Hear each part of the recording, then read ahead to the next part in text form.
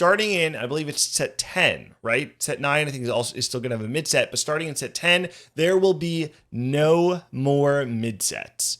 We will have 3 full sets a year in lieu of the mid sets, meaning that instead of what a set normally being, well, this one would be what, from like December or Yeah, I November think is when set 8 9.5 will started. be done December, right?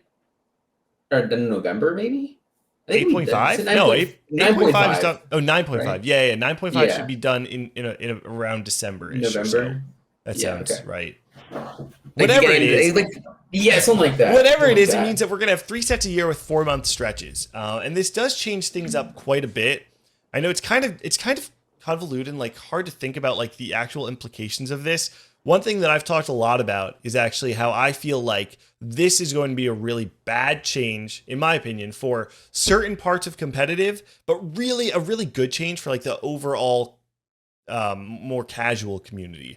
The reason that I personally feel like it's pretty bad for certain parts of competitive is specifically because the schedule the calendar is already pretty congested.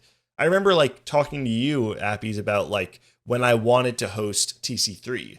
I was like, oh, well, I could do this weekend. I could do this weekend. And then I was like, well, no, people are going to be grinding for snapshots this week. And then this weekend, it would be right before mid-set finale, so no one would want to come. It's just really messy. And it's already really hard to schedule events in a way that makes it so that you're not taking players away from things that already matter to them. So in my personal opinion, as like a TFT tournament organizer, I guess, so to speak, it it doesn't fully feel great. Um, that said, I mean, I think that it's going to draw a lot of eyes to TFT, and so there's going to be a lot of really good, strong positives that come out of it. But I don't think that it is just like an end-all positive change for all parts of TFT. Yeah, I can get behind that. I think remember we talked about this, yeah, TC3. But it's like aspect of competitive players never having an off season and like Right. it Oh being my the gosh. grind over. Yeah, it's sort of grind and grind and grind and grind. I think it does leave some room for like people to take sets off, right? Like Milk is doing right now, for example. Because like it feels less bad to take a set off probably if it's like not a point 0.5 set or like there's not a point 0.5 set coming because it doesn't feel like there's like more change. Like there's it feels like there's more break between that. It maybe isn't necessarily true, but I think like even if it's like a placebo effect almost, it feels like there's more separating like one set to the next, right? Like there's more separating like set 10 to 11 than 8 to 8.5, Yeah, for which sure. makes like taking a break for like from just 8 to 9 feel like a little bit better. Like you have more rest probably than like, or sorry, like 10 to 11 than like 8 to 8.5, right? Because if you go back in 8.5, you're like, like it's the same thing as 8. Like I didn't want to play 8, and it's like, it can, I think that can be a little causing some more wear and tear. Hopefully, people will actually start taking sets off. I think it will be really important for people to take sets off or like to take sets more casually and not just constantly be sweating over 7. Because I mean, I feel like the 3 me like the set I've been the most invested in, that I've spent the most time playing in was set 6 and 6.5, both of them, and I was playing like 15 hours a day for like months on it, and it was like I wouldn't be able to do that. And then like I got to take a nice break at the end of 6.5. Um, and then like you said 7, I took a little more casually, and I think like I don't know, I think that if people don't take breaks, it's just going to be a lot of like go go go. Even at the end like 6.5, I was able to like take a bit of a break, right? Because there wasn't like a lot of stuff to play for necessarily, and like. But I think if it's I agree. Like if it goes like 10 to 11 or 12 to 13, it's going to be go go go go go, and it's going to be really important for the players to recognize that they need breaks, which is a little worrying because I don't think some players can recognize that they need breaks. So I I mean, I just feel like, I mean, you're saying, yeah, I gotta break it at the end of 6.5. And I don't mean this as like a way to flame you, but I'm saying like the only reason you got a break was because you got true. eliminated from the competitive Yeah. circuit, right? So like Yeah. True. if that's the concern, that we don't have breaks unless people get eliminated, what are we doing It's for the concerning. top Yeah. players of our region? Like we reward the best players, the most consistent players by saying you can't take a break because there's another set Yeah. coming in just a couple weeks. So it raises a lot of It's issues. tough. It puts And, a lot on the and player to like. Sorry, it puts a lot on the player to like mediate their own relationship with the game, right? To and that is a tough thing with a game that's full of so many young players, who, myself included, even, I mean, I'm very young. No flex. No, like so this is what I would say. By itself, the decision does not feel bad, but I can see a world where the effects of this change are largely negative for the very engaged, hyper fixated competitive players who just want to win the thing that's in front of them. Because if we're having 3 world championships a year where players are always grinding and always trying to stay on top, we are going to need, like you're saying, like some sort of mediation, because players aren't going to be able to do it themselves. There's going to have to be some sort of mediation to help players understand how to take breaks, because what other esport doesn't have an off season in any capacity? Like, are there things that exist like that? Not that I can think of. Like all of the I don't think major. so. I can't think of, even Smash, which is just like, Smash has a big off season. People just get to take breaks, and I don't know, I think it feels like a lot less. Especially I think the fact that like everything's funneling into a world championship every set, it feels even worse taking a tournament off, right? You don't want to take Mecha Cup off, because you don't take Mecha Cup. If you take Mecha Cup off, you could have been like final day of both Cryptic Cup and Defender Cup. You take Cryptic Cup off, or you take Mecha Cup off, you don't get into regionals. Yep. It also begs the question: does this mean we'll never have a LAN World Championships?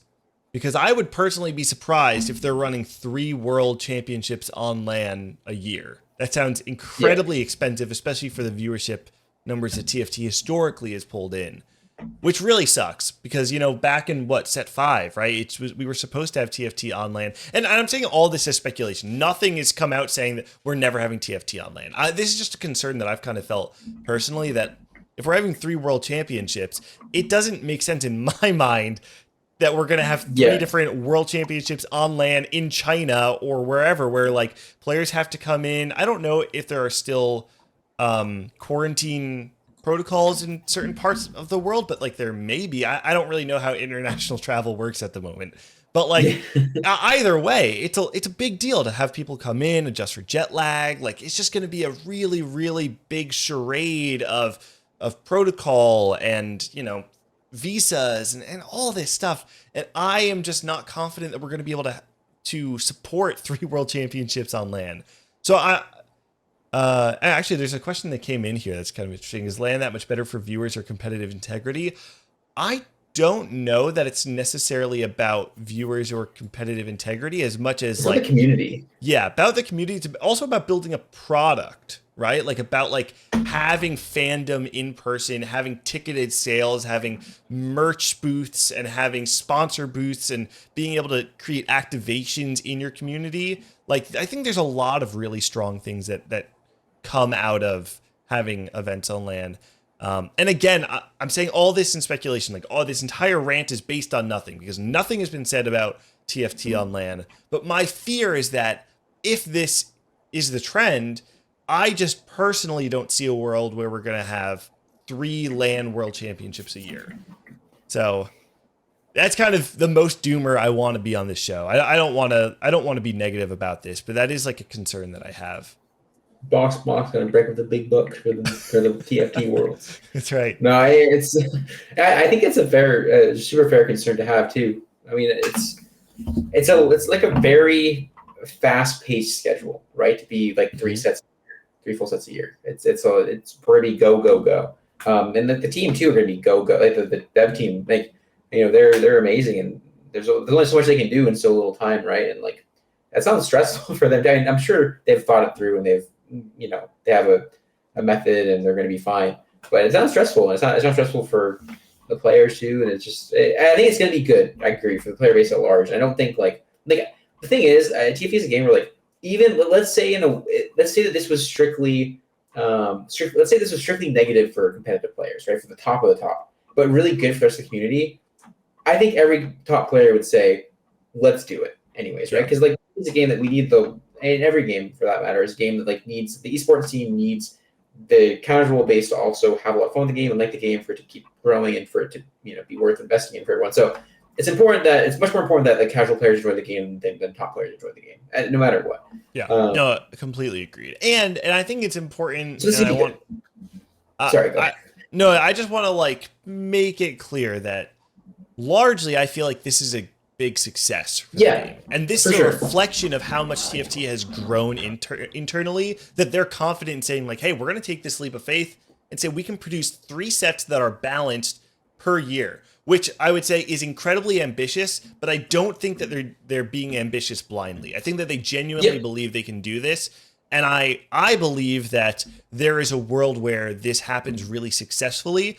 I think, you know, we all just have our own reservations about it, but I don't want that to take away from the fact that this is a huge success for the internal TFT team, and many positive things are going to come out of this.